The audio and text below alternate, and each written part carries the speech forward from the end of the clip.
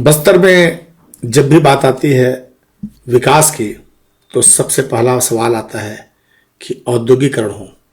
जब भी बात उद्योग की आती है तो सबसे पहला सवाल आता है कि स्टील प्लांट हो। और जब भी बात आती है स्टील प्लांट कहाँ हो, तो सवाल आता है कि उस स्टील प्लांट को बस्तर में उस इलाके में लगाया जाए जहाँ से रेल की पटरियां दौड़ रही हैं, रेल दौड़ रही है।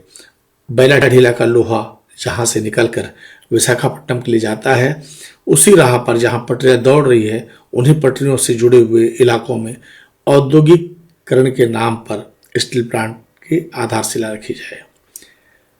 ऐसे ही एक प्रयास को लेकर के आज मैं आपको एक कहानी बताने जा रहा हूं, एक दास्तान बताने जा रहा हूं जो बस्तर के औद्योगिक विकास से जुड़ा हुआ है। आज से 35 बरस पहले ये बात 1990 के दशक की शुरुआती दिनों की है। उस समय अविभाजित मध्य प्रदेश में भारतीय जनता पार्टी की सरकार थी और उसके मुख्यमंत्री थे सुंदरलाल पटवा। मैं उससे जुड़ी कुछ कहानियां आपको बताने जा रहा हूं और इन कहानियों को आप सुन रहे हैं सुरेश महापात्र के द्वारा CI न्यूज के लिए। 1991 में एक बड़ी पहल बस्तर के औद्योगिक विकास को लेकर हुई और एकाएक एक दिन खबर आई कि बस्तर के जिला मुख्यालय जगदलपुर से लगभग 30 किलोमीटर की दूरी पर मौलीवाटा में SM डाइकेम नाम की एक कंपनी स्टील प्लांट लगाएगी और आनन फानन में 403 हेक्टेयर जमीन के अधिग्रहण के कागज तैयार किए गए और वहां पर मौलीवाटा डिलमिली समेत कुछ इलाकों को जोड़कर वहां पर स्टील प्लांट के लिए भूमि पूजन की प्रक्रिया शुरू कर दी गई। एकाएक एक दिन सामियाने लगाए गए और वहां पर मध्य प्रदेश के मुख्यमंत्री सुंदरलाल पटवा ने SM डाइकेम के लिए स्टील प्लांट का भूमि पूजन किया। भूमि पूजन तो हो गया, उसके बाद धीरे धीरे धीरे सवाल उठने लगा, आदिवासियों के मन में विचार उठने लगा कि गांव हमारा, जंगल हमारे, जमीन हमारी, और एकाएक हमें यहां से बेदखल करने की तैयारी कैसे की जा सकती है। और वहां से आवाज निकली, मावा नाटे मावा राज।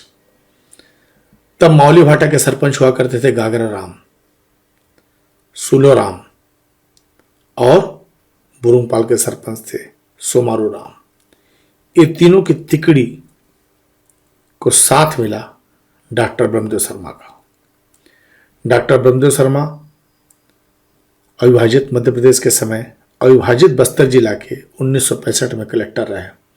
उन्होंने आदिवासी क्षेत्र के लिए बहुत सारे ऐसे काम किए थे जिसका आज भी जिक्र होता है। विशेष तौर पर आदिवासियों के विकास के लिए, आदिवासियों के अधिकार के लिए उन्होंने शुरू से ही अपनी लड़ाई जारी रखी। वे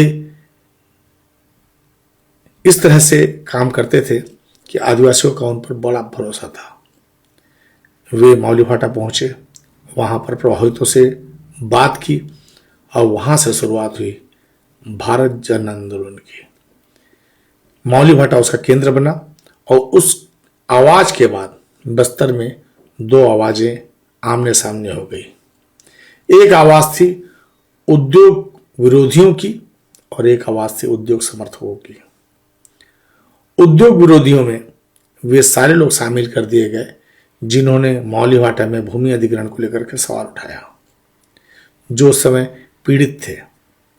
और उद्योग समर्थकों में वे सारे शामिल हो गए जो ये मानते थे कि बस्तर का यदि औद्योगिक विकास करना है, बस्तर का यदि विकास करना है तो वहां पर स्टील प्लांट या उद्योग की आवश्यकता है।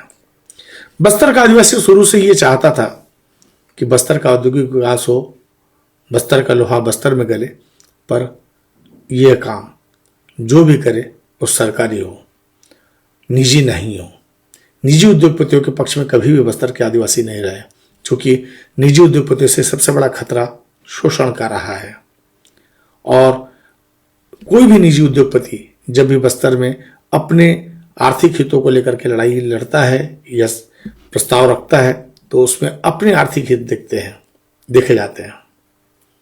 यही वजह थी कि एसएम डाइकम का इस तरह से विरोध हुआ कि भूमि पूजन के बाद भी एक भी ईंट वहां पर लगाई नहीं जा सकी। डॉक्टर बलदेव शर्मा ने मौलीभाटा में जिस जगह पर भूमि पूजन हुआ था वहां पर गुड़ी की पूजा कर दी, और वहां आज भी जब भी माई आती हैं दंतेश्वरी तो मौलीभाटा में बड़ा मेला लगता है। उस मेले में हजारों ग्रामीण शामिल होते हैं और वहीं पर उन्होंने उसकी आधारशिला रख दी कि आज से यह जगह माई जी की है। और वहां पर इस तरह से व्यवस्थाएं हैं कि कोई भी व्यक्ति अब उद्योग की कम से कम कल्पना नहीं कर सकता। एकजुटता बड़ी हो गई है। मावा नाटक मावराज का जो मूल उद्देश्य गोंडी का शब्द है, हमारे गांव में हमारा राज। यहीं से शुरुआत हुई जल जंगल जमीन की लड़ाई, यहीं से शुरुआत हुई पेशा एक्ट के पालन की लड़ाई, यहीं से शुरुआत हुई आदिवासी हितों की लड़ाई। और सबसे बड़ी बात यह थी कि बस्तर में औद्योगिक विकास को लेकर के जिस कंपनी ने, एसएम डाइकम ने अपने प्रयास शुरू किए थे 1991 में, वो कंपनी 1996 में दिवालिया हो गई। बताइए, महज 5 बरस में कंपनी का कारोबार बंद हो गया और एक समय के बाद कंपनी की सारी परिसंपत्तियों का बैंक ने अधिग्रहण कर लिया और उसे बेच दिया रिलायंस कंपनी को, क्योंकि कंपनी अपने कर्ज को पटाने में कामयाब नहीं रही। इस तरह की किसी कंपनी के नाम पर जमीन और उद्योग के नाम पर यदि हम अपनी पूरी संसाधन, खनिज संसाधन को सौंप देंगे तो उसका हश्र क्या होगा। दरअसल ये सवाल बार बार उठता है। आज मैं बस्तर में औद्योगिक विकास को लेकर के हो रही तमाम कोशिशों के बीच में इस कहानी को इसलिए बता रहा हूं कि जब भी बस्तर के औद्योगिक विकास को लेकर के कोई भी प्रयास किया जाए तो इस बात का जरूर ध्यान रखा जाए कि कोई भी कंपनी इस तरह की नहीं हो जिसका भविष्य सुनिश्चित ना हो।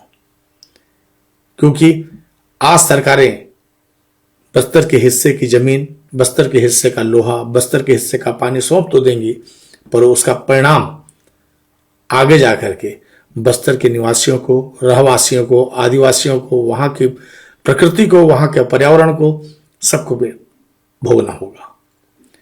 अब जबकि सवाल उठ रहा है कि बस्तर से नक्सलवाद का साया समाप्त हो रहा है, तो ऐसे में संभव है कि आने वाले समय में बहुत तेजी के साथ औद्योगिक विकास की पहल शुरू हो और तमाम बड़े इलाके औद्योगिक घरानों के लिए तलाशे जाएं और उन तलाश में नियमों की अनदेखी न हो, इस बात का भी ध्यान रखा जाना चाहिए। बहुत बहुत धन्यवाद। नमस्कार।